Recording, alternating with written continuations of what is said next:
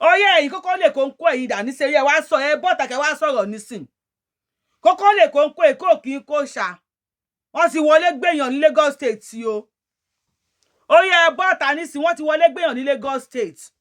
Wọ́n wọnú ilé lọ kó àwọn èèyàn ní Èkó Sanwó-Olú. Ó ti ń get started báyìí. If Èkó is not safe, where else ló máa safe? Ẹ máa rí fídíò gbogbo wọn wọ́n wọlé ni o, wọ́n kó iṣẹ́ wọlé burúkú wọ́n wọnú yàrá ẹlẹ́ni jáde mọ́. Àwọn là ń pariwo ẹ̀yin èèyàn wẹ má lọ patí mọ́ o, ẹ fìdí bọlé o, ẹ má rìn káàkiri mọ́ o. Àwọn náà wò pé ẹ fẹ́ jáde, wọ́n wọnú ilé, wọ́n kó àwọn èèyàn o, wọ́n kó wọn.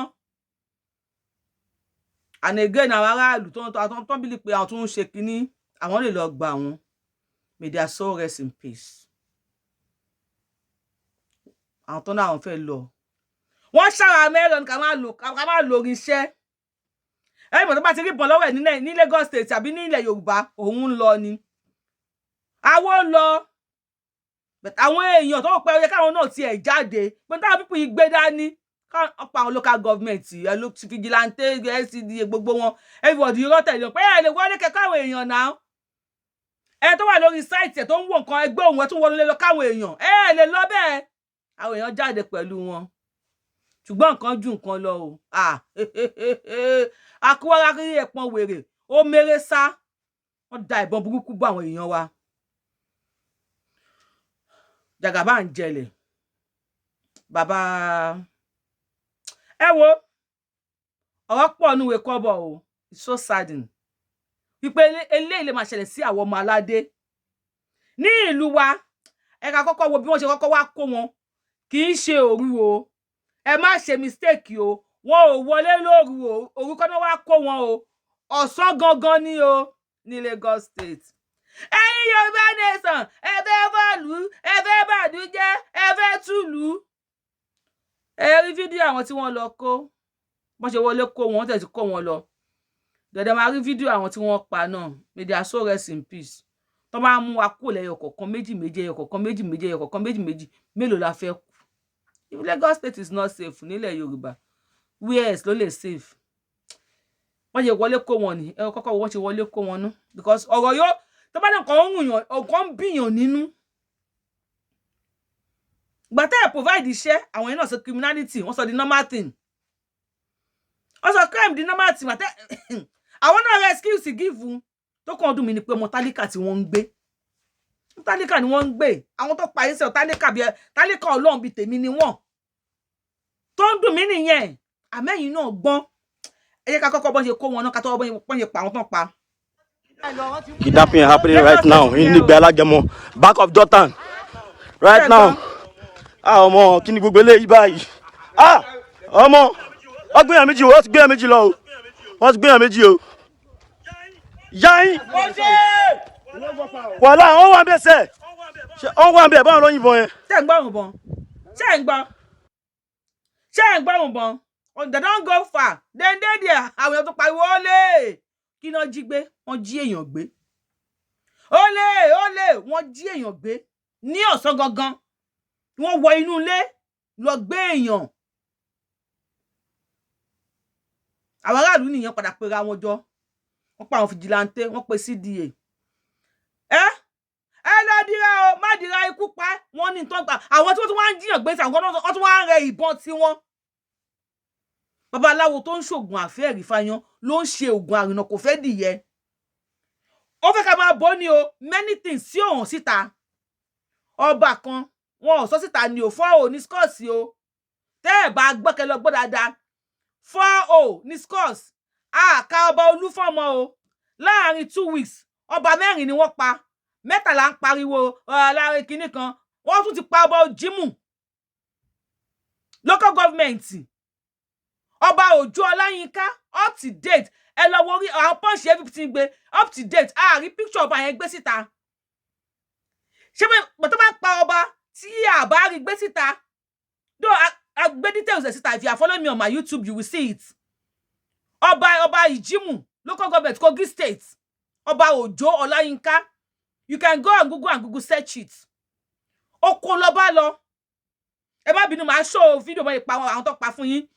ẹ̀yin ká sọ̀rọ̀ nípa ọba yìí sìn tó ní ká bò mọ́lẹ̀ oko ni ọba lọ á tó kọba dé ọba máa tó dé wọn ò rí ọba ṣé adájọ́ má ṣe asọ̀rọ̀ má yẹ̀ tí wọ́n bá sọnù wọ́n ní ká wá wọn ni làwọn fámìlì ọba àtàwọn aráàlú wò pa kábíyèsí ò kí ń rìn báyìí oko ni kábíyèsí dágbére and kí làgbẹ̀ ń ṣe lóko tó ń dòru ọ̀gànjọ́ lébè àyàfi àgbẹ̀ tó bá fẹ́ jíṣu ọgbẹ́ ẹ̀kọ́ ló kù kábíyèsí ò dẹ̀ ní jíṣu oníṣu wà ẹ jẹ́ àtọpasẹ̀ kábíyèsí wọnú igbó torí ipa abẹ́rẹ́ báyìí ni lókun máa ń tọ̀ tó ṣe bí òwe ó rẹ̀ kí mo ti ń pòwe jù nínú iṣó yìí ó ká mi lára ni tó ṣe bí òwe ẹ jẹ́ trace ọba lọ wọ́n trace ọba lọ òkú ọba ni wọ́n bá ní inú oko wọ́n ti pa ọba síbẹ̀ àti máa wá pè lọ́wọ́ ẹ̀ nísìn ṣèbó ti ń láàárọ̀ nú àwọn tí wọ́n wọ oko lọ ọ̀rọ̀ di kí lórí lọ́bẹ̀ tó fi wá aro ọwọ́ wọ́n wá aro ọwọ́ ni wọ́n wá aro ara pàápàá irú kí leléyìí ó wá ń pa ọba tàbí kàkà ní méní méjì mẹ́ta mẹ́rin ọba tí wọ́n ti pa nílẹ̀ Yorùbá ó níye bẹ̀t láàrin ọ̀sẹ̀ méjì ọba mẹ́rin ni wọ́n pa mo sọ fún pé ó ti di 4-0 báyìí 4-0 ní scores wọ́n dẹ̀ ń ṣe wọ́n mú jẹ gbé bí Fúlàní x-men nísìn crime ti wá di normal thing ká pààyàn ká jiyàn gbé ó ti di normal thing ní ilẹ̀ Yorùbá Èkó lẹ̀wọ̀ èèyàn tí káwọn èèyàn lọ o àwọn local vigilante tí wọ́n jáde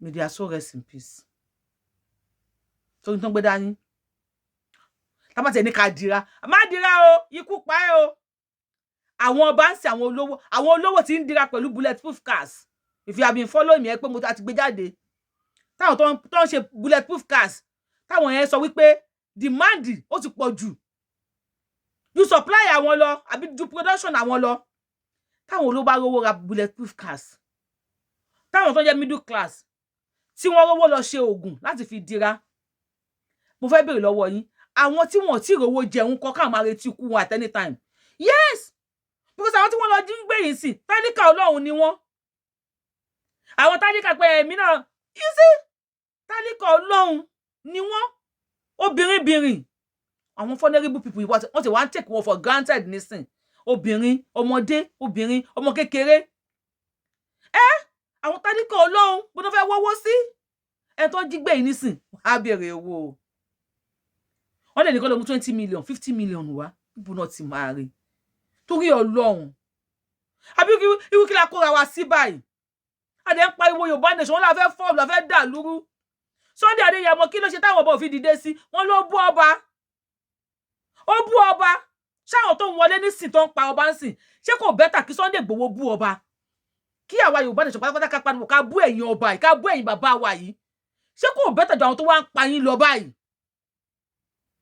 ṣé kò bẹ́tà ṣẹ́ni tí òrówó jẹ máa rówó ṣoògùn àbí babaláwo máa gbójú gbójà á nínú rẹ̀ títí á fowó ẹ̀rà lẹ́kùú lẹ́ja á fi ṣoògùn fẹ́ tó faláìsàn ṣé babaláwo kan lè ṣe ṣá ibi ń paráàlú nǹkan ti ṣẹlẹ̀ o ẹ wo mi mọ̀ bóyá tẹ́lẹ̀ tó bá máa lè wò ni o please and I may not be able to show it very well for you torí we need to respect the dead but ẹ máa rí bákan then máa yẹ tó wá show fídíò kan fún yín tó yẹ pé máa wá rí clearly kudos to Koiki Media ani media ò easy àti ṣe o ẹ support media o ẹ support GoFundMe o àwọn èèyàn máa bu ẹ ká kọ́kọ́ wo ilé àwọn nìyẹn lẹ̀lẹ̀ àwọn lẹ̀ ń wò lẹ̀lẹ̀ yẹn torí community kinní kan àwọn lẹ̀ ń wò lẹ̀lẹ̀ torí community something ní lè show ẹ̀ fún yín ẹ take faṣọ bò wọ́n lójú àwọn faṣọ bò wọ́n lójú àti ewé bẹ́ẹ̀ tí mo fẹ́ wò bí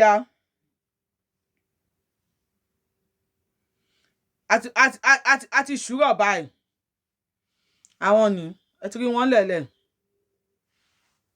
thanks to Koiki Media àwa media náà là ń jáde ẹ bá wa ṣe gbá o àwa ni wọ́n ń send ẹ̀ sí àwọn èèyàn àwa làwọn èèyàn jáde Koiki Media White Lion, kudos to you. Lóye jẹ́ pé tẹ́ bá rí wípé àwọn tó bá máa bú Yorùbá nation, tó máa bú ẹni ọkùnrin nínú Yorùbá nation, Koiki náà máa mú dání. Koiki Media yìí tẹ́nu ẹ dàbí ẹnu kíní kan yẹn, ẹlẹ́nu gbòǹgbòlò, ẹlẹ́nu gbàǹgbàlà, ẹlẹ́nu gbòǹgbòlò. Koiki, because ó ń hit wọn, ó ń bà wọn níbi tó le, ó ń kọbọ̀ wọ́n ní fight. Koiki ó ń rọ fún wọn ní yes, ara ìjà lẹ́yìn wà. Tó bá pé ká pariwo lásán náà ni, ara ìjà lẹ́yìn wà. Koiki jí many people pẹ̀lú ariwo ẹ̀. That same Koiki Media ló ṣe lé. Àwọn ní say support my brand, ẹ máa bú, ẹ máa ṣoríṣiríṣi. Koiki Media, you need to support him. And journalism is not for free. Yes, so even Kẹ́mi Olúnlọ́yọ̀ àbí kí ló kọ ya Kẹ́mi show. Àwọn gan sọ pé journalism. Yes, àwọn ọmọ tó wọ́n Koiki wà London. Àwọn tí wọ́n lọ ń ṣe lé ìwà. Ẹ wò ẹ jẹ́ ká kọ́kọ́ gbọ́ná ká tó gbọ́pọ̀ lọ sílé olóró. Tó lè máa bú obìnrin ní sí Yorùbáwùyí náà máa bú Koiki ẹlẹ́nu gbòǹgbòlò, Yorùbáwùyí ẹlẹ́nu jábàjábà, ẹlẹ́nu jóbójóbó. Ìjọba Nàìjíríà yìí ẹ bẹ̀rù Ọlọ́run. Everybody máa bú. Sọ̀rọ̀. Hello. Mo kí gbogbo ẹ̀yin ará Èkó.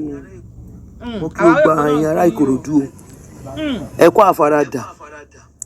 Incident kan ṣẹlẹ̀ ní Ìgbè Alágẹmọ. Wọ́n kidnap ọmọbìnrin kan, wọ́n ní Miss Ṣèyí ló ń jẹ́. Wọ́n kidnap wọn gbé wọnú ra lọ, àwọn kidnappers. Wọ́n débẹ̀ ní àárọ̀ yìí. A sáré pé àwọn bàbá tó ń ṣe security ní àdúgbò wọn, pé wọ́n ní Adétẹ̀là. Wọ́n sáré pé wọ́n jẹ́ wọn, wọ́n sáré wá, wọ́n kó àwọn èèyàn wọn, àwọn security wọn gbó wọn láti gbogbo Báyékù, gbogbo wọn wọlé. Wọ́n wọnú inú àtàwọn ti CDAs, àwọn security wọn, wọ́n jọ pawọ́pọ̀. Wọ́n wọ inú ìrà yẹn lọ. Wọ́n wọ inú ìrà yẹn lọ. Níbi tí wọ́n ti ń ṣe bátú tó bátú, wọ́n yin àwọn bíi 6 nínú àwọn security yẹn àti ti CDA o àti tàwọn ti àwọn state o. Wọ́n yin wọn ní ìbọn. Wọ́n gbá wọn kan lọ sọ síta, wọ́n lọ yẹta ìbọn ara wọn.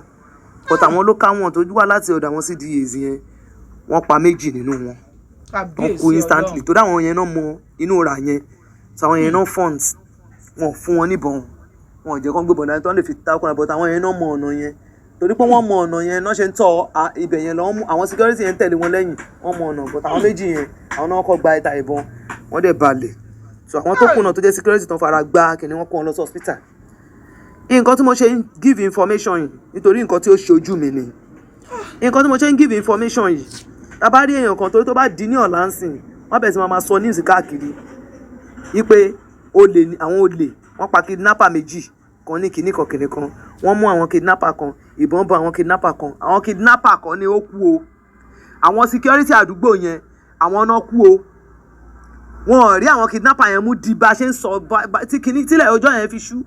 Wọ́n rí àwọn kidnapper yẹn mú o. Wọ́n dẹ̀ wà pẹ̀lú àwọn lady yẹn. Wọ́n dẹ̀ retaliate bí wọ́n ṣe ń yìnbọn, bẹ́ẹ̀ làwọn kidnapper yẹn retaliate padà, wọ́n yìnbọn padà.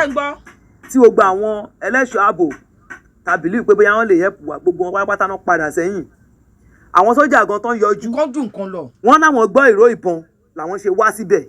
Kì í ṣe pé wọ́n pè wọ́n, but wọ́n wá. Wọ́n ní nǹkan tó ṣe, wọ́n ní kí ló dé tí wọ́n ṣe tètè pè wọ́n láti àárọ̀ tí kinní yẹn ti ṣẹlẹ̀. But I believe pé tá bá kọ́ pé àwọn local ones yẹn, báyìí ṣe máa pe àwọn tí inú yẹn náà máa wọlé, tó máa wo ibẹ̀. Tí bí mo ṣe ń sọ̀rọ̀ yìí, wọ́n fi àwọn people yẹn sílẹ̀ nínú ibẹ̀ yẹn, oníkálùkù padà lọ ni o. Because kò sí security fún wa mọ́ báyìí sí o. Oníkálùkù ó kàn live bó ṣe wù, kò sí security o. Nǹkan tí mo dẹ̀ ń sọ̀rọ̀ ni kó oníkálùkù ṣọ́ra ẹ̀. Tá bá ti rìn, tá bá ti gbẹ́sẹ̀ 2 síwájú, ẹ jẹ́ ká máa wá, tá bá gbé 2 sẹ́yìn, ká wo ẹ̀yìn o. Kò síbi tí wọ́n ti wọ̀ ń sìn yìí o, tó ti bẹ̀rẹ̀ sí ní kidnap báyìí o, ká ṣọ́ra o. Oníkálùkù wà vigilant. Ṣùgbọ́n tá bá rí èèyàn kan tó bá jáde àbí tó lọ ń sọ ní ìsìwèrè kan ipe ní Alágẹmọ àwọn 2 kú nínú àwọn tí wọ́n ṣe kinní kan, wọ́n pààyàn 2 àbí wọ́n ṣùtù àwọn tó kidnap, àwọn tó kidnap náà ṣùtù tó ṣubú. Tá bá rí èèyàn kan tó jáde tó lọ ń sọ̀rọ̀ yẹn, Baba Sunday àti Jagaban àwọn náà kú nínú àwọn èèyàn yẹn, nínú àwọn security àdúgbò yẹn tí wọ́n lọ síbẹ̀ láti lọ tákù àwọn people yẹn. Tá bá rí èèyàn kan tó lọ ń sọ Ògún máa pa onítọ̀hún ni, onítọ̀hún máa tilẹ̀ ṣaṣọ bóra ni. tó bá lọ ń sọ ládàá tó lọ ń sọ̀rọ̀ pé nínú àwọn tó kú yẹn o àwọn kidnapper ni torí bá tí gbogbo sínì yẹn fi ṣẹlẹ̀ kò sẹ́nibọ̀dì tí wọ́n rí àwọn kidnapper yẹn mú o wọn ò dẹ̀ wọbẹ̀ lọ àwọn people tó ń wọbẹ̀ lọ tán bílí pé àwọn lè mú traces wọ́n rí traces yẹn wọ́n rẹ́sẹ̀ àwọn people yẹn tó dẹ̀ ń lọ wọ́n ń dàbọ̀ bò wọ́n padà ni. tó a bá rí èèyàn kan tó bá lọ sí kọ̀rọ̀ kan àbí tó lọ ń sọ̀rọ̀ kan pé àwọn kidnapper náà shoot yẹn ogun máa pa nítorí ó máa fi ilẹ̀ ó máa fi ṣaṣọ bora ni bó dẹ̀ ṣe máa rí nìyẹn kò ju bẹ́ẹ̀ lọ kó ní kálukú ṣọ́ra o ní time tá a wà yìí we have to be very very vigilant ní time tá a wà yìí wọ́n ti ń wọlé lọ báyọ̀ sẹ́ni yìí sìn iṣẹ́ site ló lọ ó lọ wo site ni site kejì tó fẹ́ lọ wọ̀ ibẹ̀ náà wọ́n ti dúró dè ń bẹ̀ wọ́n kọ́ immediately ni wọ́n mú wọnú ìrà yẹn lọ inú ìrà yẹn náà mú wọ o tó ní kálukú wà very very very very very careful ní time tá a wà yìí o a gbọ́dọ̀ wà very very careful ẹ ṣe. wọ́n ló yẹ ká fúnra tá a bá ń sàlẹ̀ ẹni lọ ó yẹ ká fúnra tá a bá ń sàlẹ̀ ẹni lọ tá a bá sàlẹ̀ títí tá a bá dé kọ̀rọ̀ ká fúnra tá a bá sàlẹ̀ títí o tá a bá dé kọ̀rọ̀ ká fúnra ṣe bó yẹ ká fúnra tá a bá ń sàlẹ̀ ẹni lọ wọ́n tá a bá ń sin àlè ẹni lọ ó yẹ ká fúnra àṣẹ nígbà yẹn àwọn bàbá wa ò tí ì rí nǹkan kan ni èèyàn tẹ̀ wá sin àlè lọ kò sin àlè lọ nísìn àwọn la pariwo pé ejò kọ́lé o ẹ̀yin èèyàn wa ẹyẹ rìn kiri ẹyẹ lọ pátì ilé yín ni ẹ wà o ẹ má káàkiri o.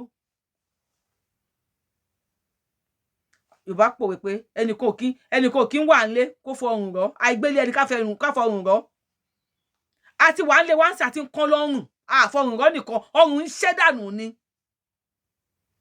Àgbà òní wà lọ́jà kórí ọmọ tuntun wọ́ orí ọmọ tuntun ò wọ́ o orí ọmọ tuntun ń gé sọnù báyìí ni orí ọmọ tuntun ń fọ́ dànù ni.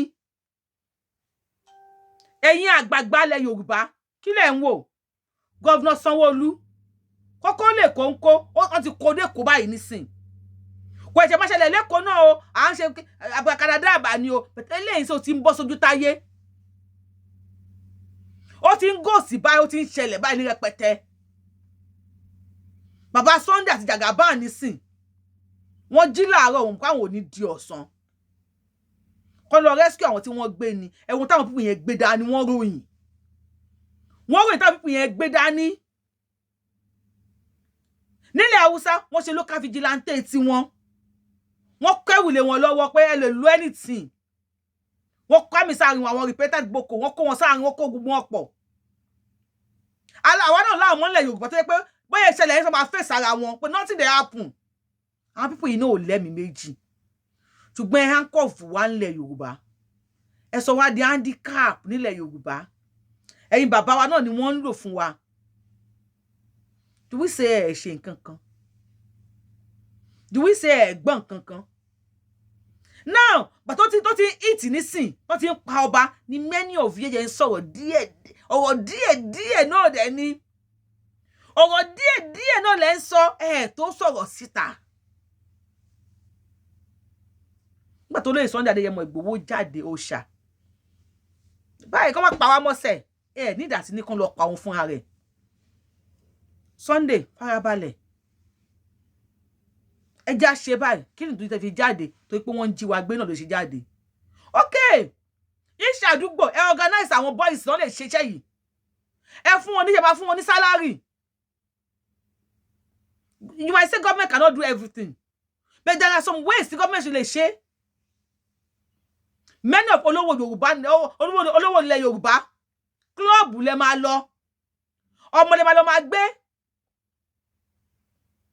ẹ máa ra mọ́tò bọ̀gìnì láti fi oppress àwọn èèyàn lórí íńtánẹ́ẹ̀tì ní kó oore èwo ni ìpayín ṣèdí oore èwo ni ìpayín ṣèdí lẹ́yìn ká máa fly mo wà ní Dubai mo wà ní kinní kan ní ẹ má jayé orí yín àwa ò gbàdúrà kẹ́ni tó wà lókè kó jábọ́ bàbá mi ló sọ fún mi ó láyé làgbé má sọ fún ẹni tó wà lókè kó jábọ́ o torí tó bá jábọ́ máa jábọ́ lé ẹ lórí ni mi ò ṣe ní gbàdúrà pé tó wà lókè kó jábọ́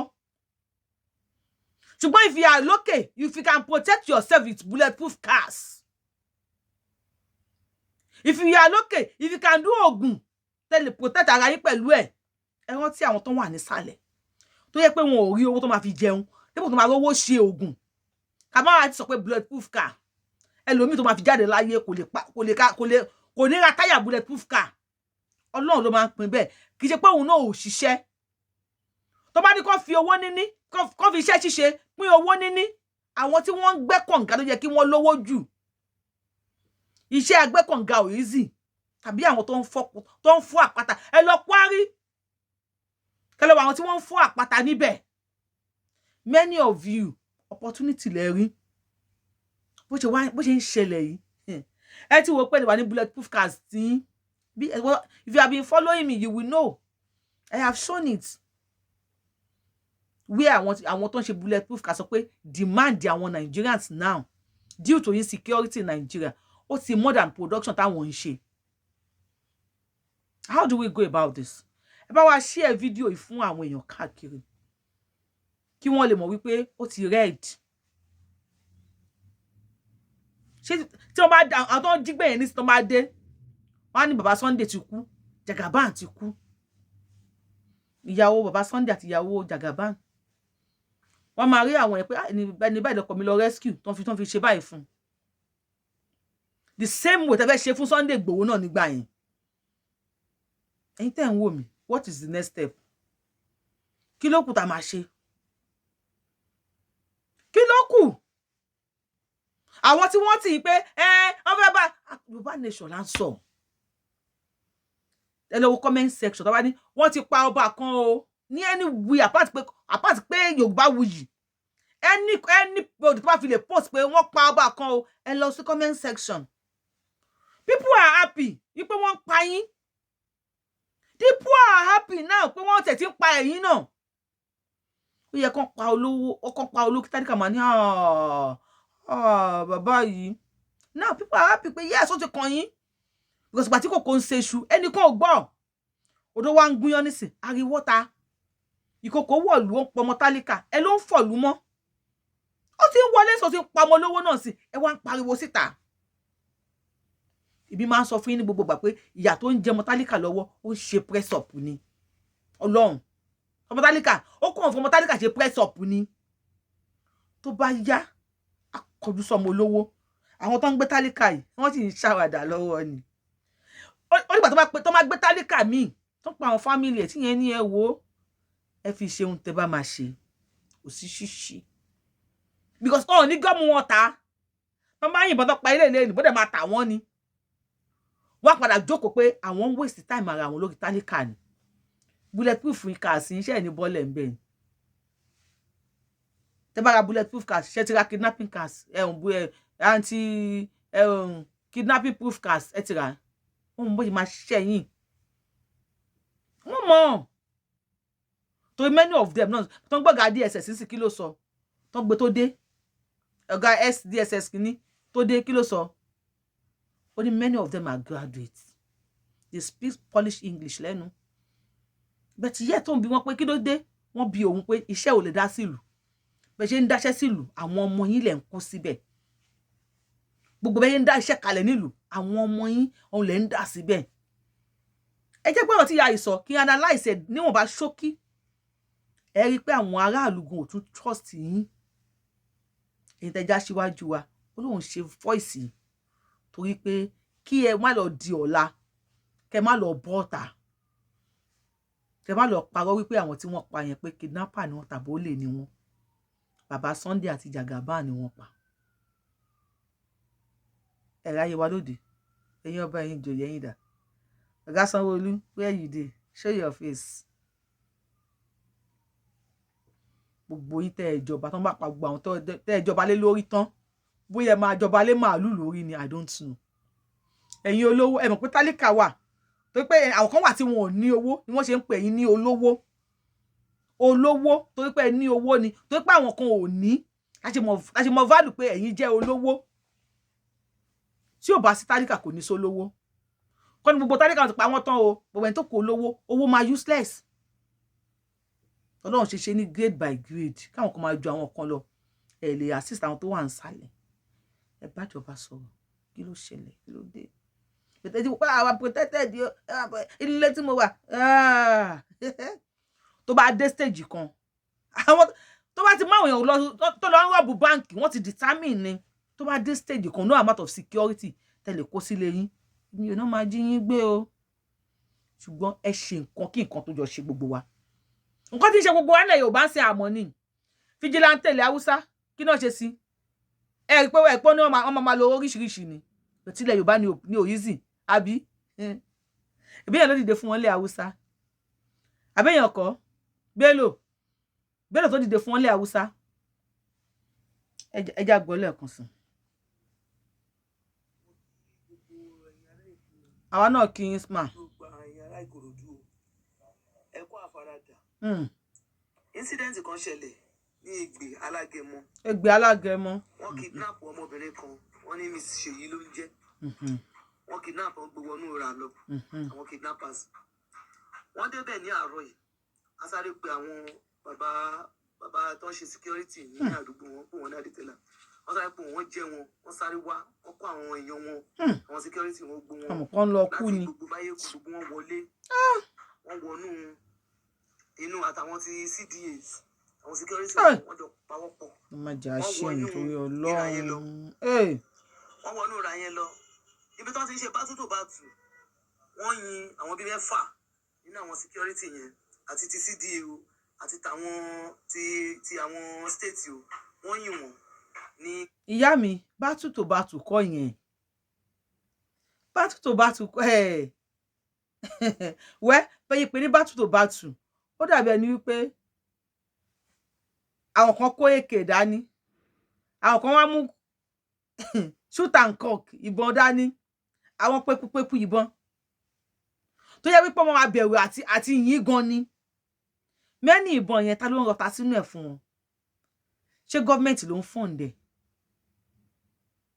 àmọ̀tẹ́kùn ò sí lẹ́kọ̀ọ́ kí ló dé tí wọn ò gba àmọ̀tẹ́kùn láyè lẹ́kọ̀ọ́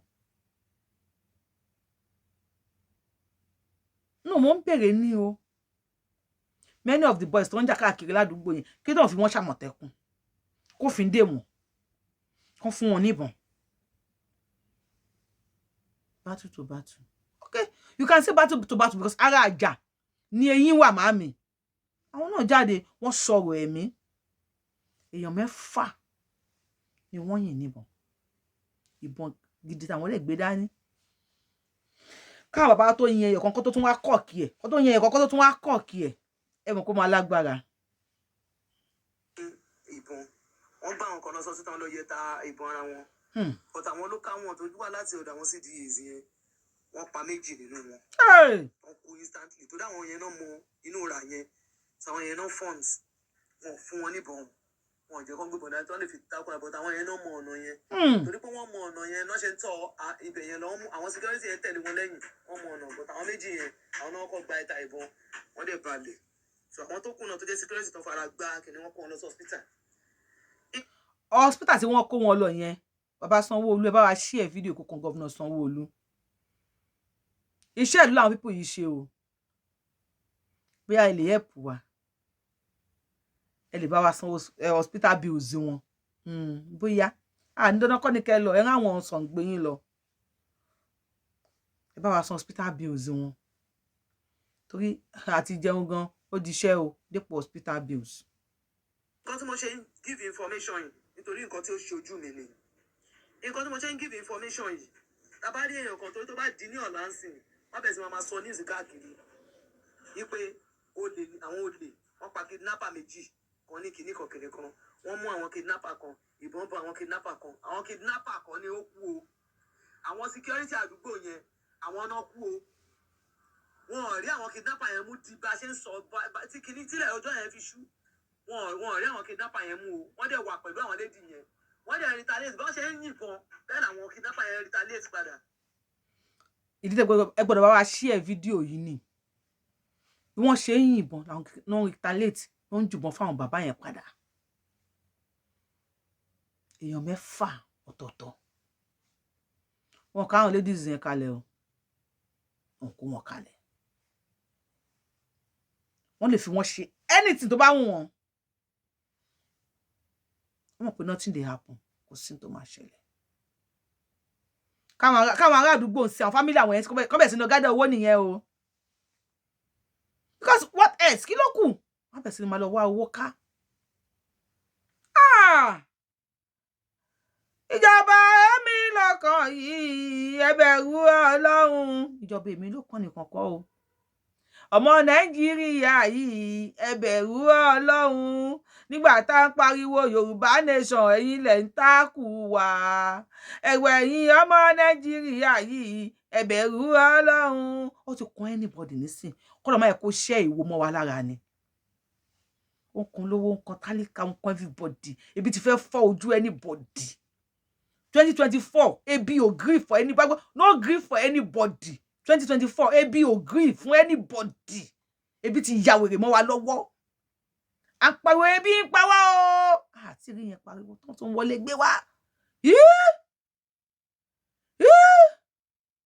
ó ti kọjá be careful báyìí ó target tí wọ́n ní àwọn méjì tó kú yẹn ibi tí wọ́n ti bà wọ́n ò dáa mi lè sọ bí èèyàn mélòó kan tó máa pè mí mo lè send video yẹn sí wọn because we need to respect the dead even without community guideline gan kò easy àti show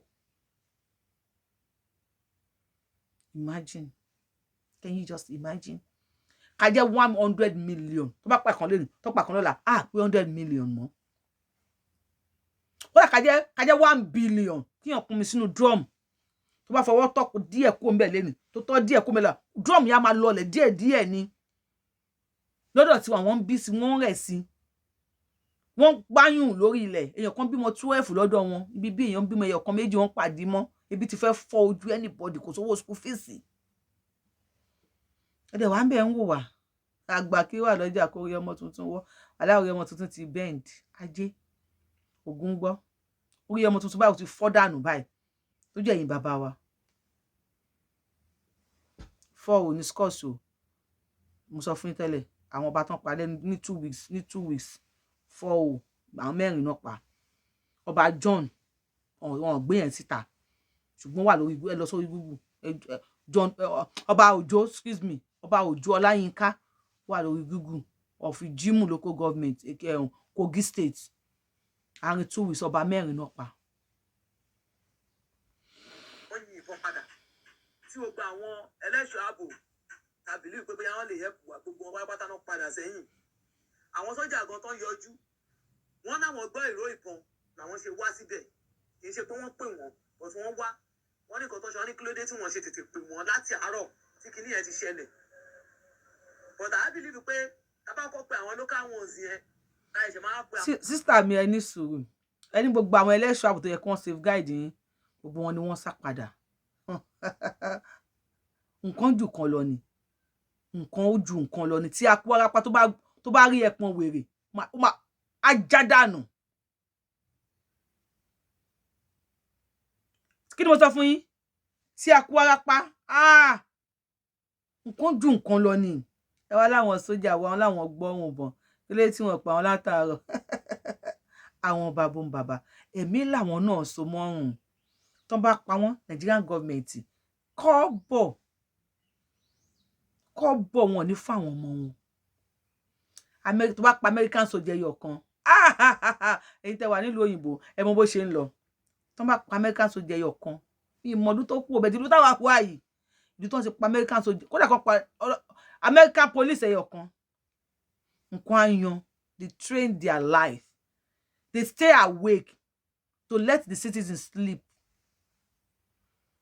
gbẹ̀tọ́ máa pa wọ́n àwo lọ ó ti gòsì ni kò sí ní tó máa ṣẹlẹ̀ àwọn sójà yẹn wọ́n mọ ohun ìbọn tí wọ́n gbọ́ yẹn wọ́n mọ orúkọ ìbọn yẹn ìbọn tán gbọ́ yẹn èmi àti yín la mọ̀ ìbọn tí wọ́n gbọ́ yẹn wọ́n mọ orúkọ ẹ̀ ọ̀rọ̀ wọn dàbí ẹni tó da obì báyìí ni babaláwo ló gbọ́n tó bí wí sójà ló mọ orúkọ ìbọn tí wọ́n yìn yẹn ok tètè pé wọ́n dẹ̀ ti dé nìyẹn jẹ́ wọ́n gbó tẹ̀lé wọn ò ní wọ́n gbó kò sí security fẹ́mi tí wọ́n gan no insurance fún ẹ̀mí wọn. wọ́n ti ìní yẹn náà máa wọlé tó máa wo ibẹ̀ tí bí mi ṣe ń sọ̀rọ̀ yìí wọ́n fi àwọn pípù yẹn sílẹ̀ nínú ibẹ̀ yẹn oníkàlùkù padà lọ ni o. kò sí lọ́ máa ṣe. because kò sí security fún wa mọ́ báyìí sí o. bóyá jẹ́ nìyẹn. ó kàn live bó ṣe wù kò sí security o. ikọ́ tí mo dẹ̀ yẹn sọ̀rọ̀ ẹni kọ́ oníkàlùkù ṣọ́ra ẹ̀ tá bá ti rìn tá bá ti gbẹ́sẹ̀ méjì síwájú ẹ jẹ́ ká máa wá tá bá gbé méjì sẹ́yìn ká wo ẹ̀yìn o kò síbi tí wọ́n ti wọ́n ń sìn ní o tó ti bẹ̀rẹ̀ sí ní kidnap báyìí o ká ṣọ́ra o oníkàlùkù wà vigilance ṣùgbọ́n tá bá rí èèyàn kan tó bá jáde. kẹ tó ṣépè mà láyé àtijọ́ tíyàn bá rìn tó bá ń wo báyìí tó bá wo báyìí wọ́n lẹ́ni ibi ni wọ́n lẹ́ni tí ò bá ṣe ohun fùfù kò jẹ́ kó kíyèsí ẹ̀ ń kùlé tíyàn bá ti nígbà kan tó bá ń wo báyìí tó ń wà ní ẹfúnra sẹ́ni ìka ni náà ẹni tí yóò ṣèkà ní sínú ni kó máa wá wò káàkiri ká máa wò tá bá rìn síwájú ká fúnra tá bá rìn sẹ́yìn ká fúnra ẹ ráyè wa báyìí sísítà mi ibi tán bá wa dé nìyẹn àwọn àgbàgbà ilẹ̀ Yorùbá ẹ wo ó máa kílẹ̀ lójú anybody ẹ sọ̀rọ̀ ẹ̀ ní dààmú mami. sọ ní ìsìwèrè kan wípé ní alágẹmọ àwọn méjì kú nínú àwọn tí wọ́n ṣe kéde kan wọ́n pààyàn méjì àbí wọ́n ṣùtù àwọn tó kidnap náà ṣùtù tó ṣubú abáyàn kan tó jáde tó lọ ń sọ̀rọ̀ yẹn. èpè ló máa pa. bàbá Sunday àti Jagaban àwọn náà kú nínú àwọn èèyàn yẹn nínú àwọn security tó bá fọwọ́n kẹwọn tí wọ́n lọ sí ibẹ̀ láti lọ tako àwọn pípọ̀ yẹn.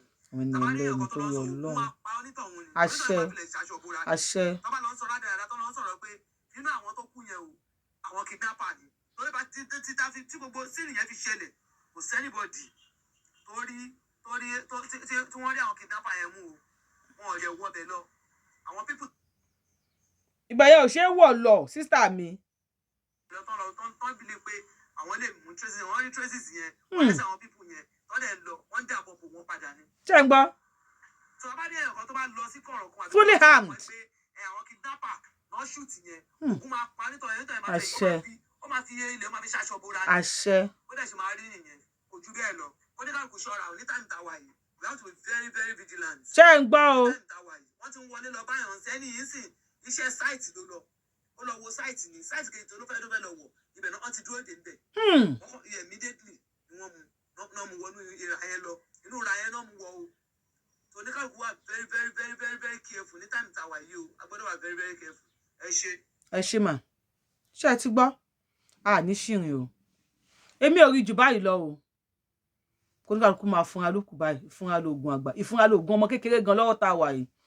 ẹ wo in case you are seeing me for the first time Yorùbáwùyí lórúkọ tèmi Yorùbáwùyí lèmi ń jẹ́ I am the one and only Akalolo of Yorùbá land adáwọn ilẹ̀ Yorùbá ọmọjọ ọmọ Yorùbá tí ò pé méjì ohun ojú mi tó ń gíútà PR organic ló ń ṣiṣẹ́ Abẹ́ní ọmọ òṣè pààrọ̀ tó máa pààrọ̀ Abẹ́ní máa déwájú ìjọba Ọlọ́run ògùn alájẹ ń gbọ́ díkẹ́mi I'm guilty Yorùbáwùyí lórúkọ tèmi subscribe button yẹn rà ẹ tẹ notification bell yín tó bá ti ń jáde a máa mú wá fún yín o ayé là gbé ní ire o kọlọ́run kó ṣọ́ wa.